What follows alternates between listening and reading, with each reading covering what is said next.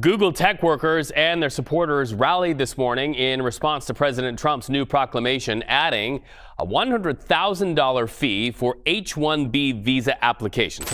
Now, the H-1B visa fee hike affected by the U.S. President Donald Trump's administration has cooked up a massive storm. It's drawing mixed reactions from leaders both in India and abroad. Some tech companies and banks scrambling over the weekend as a result of it. They're warning employees not to leave the United States or quickly return from overseas. What you're about to witness is the complete dismantling of Donald Trump's economic agenda by a man Trump can't even pronounce the name of, Mark Carney, Prime Minister of Canada, the strategist who just turned Trump's own weapons against him so effectively that America is now bleeding talent, capital, and credibility. In just 48 hours, Trump's latest policy blunder has unleashed the largest talent exodus in history. Silicon Valley is collapsing under the weight of its own brain drain, while Canadian cities are booming with America's best minds. Carney warned it would happen. "We do not want to wake up and look on Truth Social to see what the latest change is in U.S. policy," he said. One man governs by tantrum, the other by strategy, and the contrast couldn't be more brutal. This isn't just a policy failure. This is the story of how Mark Carney outmaneuvered the most powerful office on earth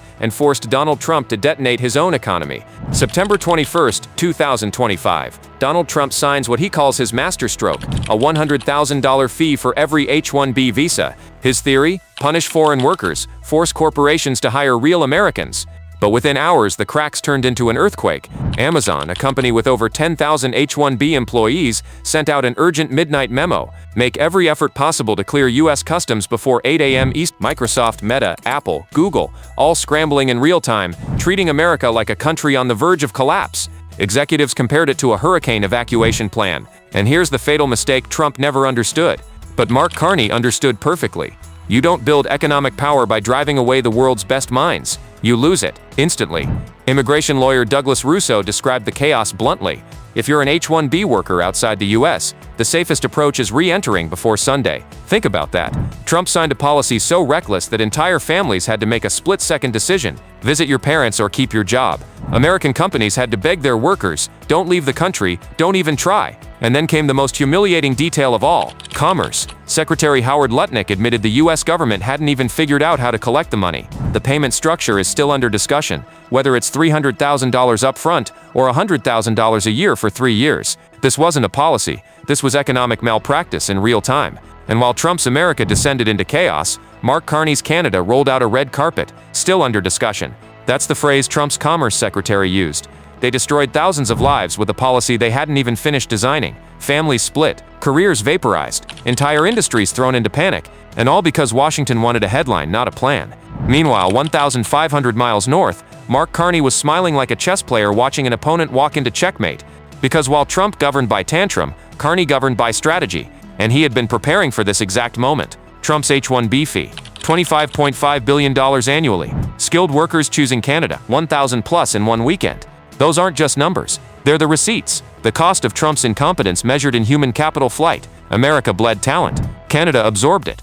Think about the optics. Silicon Valley, once the symbol of American innovation, was suddenly emptying its own labs into Toronto, Vancouver, and Montreal. Engineers, coders, AI researchers, the backbone of the modern economy, voting with their feet. Trump thought he was making America strong. Carney proved he had just made America irrelevant. But here's where Carney's true genius showed itself. When Trump slapped tariffs on Canadian steel and aluminum, most leaders would have panicked. They would have begged Washington for exemptions. They would have folded. Not Carney. He understood something Washington didn't. Canadians weren't just angry. They were ready to fight back with their wallets. Without a single campaign ad, without a single speech, Canadian families quietly began boycotting American goods. Every product left on the shelf was a political statement. We don't need you. The losses for American exporters were already piling up. Millions drained from U.S. businesses every week. And Carney, he didn't just ride the wave, he institutionalized it. While Trump raged on Twitter, Carney stepped in front of cameras and did something no Canadian leader had dared before. He gave the People's Rebellion the force of law. Carney said, "We are announcing today a comprehensive Buy Canadian policy." And then came the line that changed everything. Carney said, "We will move from best efforts to buy Canadian to a clear obligation to do so." With those words, Carney transformed everyday patriotism into national strategy. He turned passive resistance into an economic weapon. Trump thought tariffs would cripple Canada. Instead, they backfired, accelerating a movement that isolated American companies and empowered Canadian industries like never before. This wasn't just defense, this was counterattack. And it worked. not best efforts. Not when possible. A clear obligation. This is the language of economic warfare disguised as patriotism. Overnight, every taxpayer dollar, whether spent on healthcare, infrastructure, or defense, was redirected into Canadian hands. And for the rare instances when Canadian suppliers truly weren't available, Carney slipped in a chilling qualifier. Trusted partners. Trusted partners. Not Washington. Not Trump. Trusted partners. It was the quietest, most devastating line in the speech, and it landed like a hammer blow. Because what Carney was really saying was this: America can no longer be trusted. Carney said, no more taxpayer money going to foreign suppliers. No more contracts funneled across the border while Canadian industries struggle. The message was unmistakable. The outsourcing era was dead. Canada would no longer bankroll America's prosperity, while Trump was busy tearing his own economy apart. But Carney's brilliance wasn't just in the substance of his policy. It was in the timing and the stage he chose to deliver it.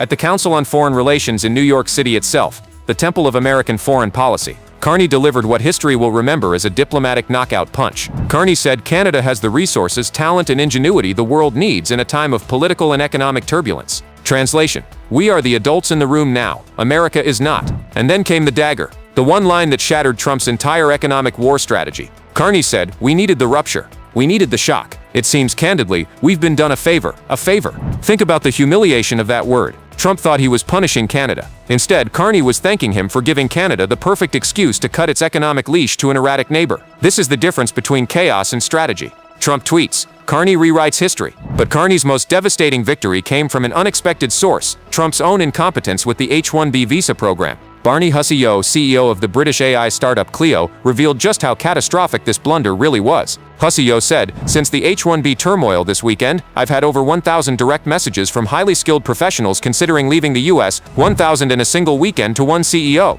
And these weren't just ordinary workers. As Husseyo put it, computer science graduates from the world's top universities now working at elite tech companies. The caliber is exceptional. These are the architects of Silicon Valley's dominance, the engineers who design the apps you use, the AI models that drive the future, the very foundation of America's technological edge against China. And Trump just told them pay $100,000 for the privilege of staying, or get out. Meanwhile, 1,500 miles north, Mark Carney was already laying down the welcome mat. He didn't have to scream on social media. He didn't have to improvise policy on Truth Social at 2 a.m. He simply reminded the world of Canada's values. Carney said Canada is under no illusions that this recognition is a panacea. This recognition is, however, firmly aligned with the principles of self-determination and fundamental human rights. While Trump was separating families and creating humanitarian crises at airports, Carney was talking about human rights and self-determination. The contrast could not be starker. One leader pushes people out through chaos, the other pulls them in with dignity, and the numbers prove the devastation of Trump's miscalculation. India accounts for 71% of all H-1B visa beneficiaries. China accounts for another 11.7%. Together, that's over 80% of the world's most sought-after tech talent. Highly educated, highly skilled professionals that U.S. companies cannot replace domestically.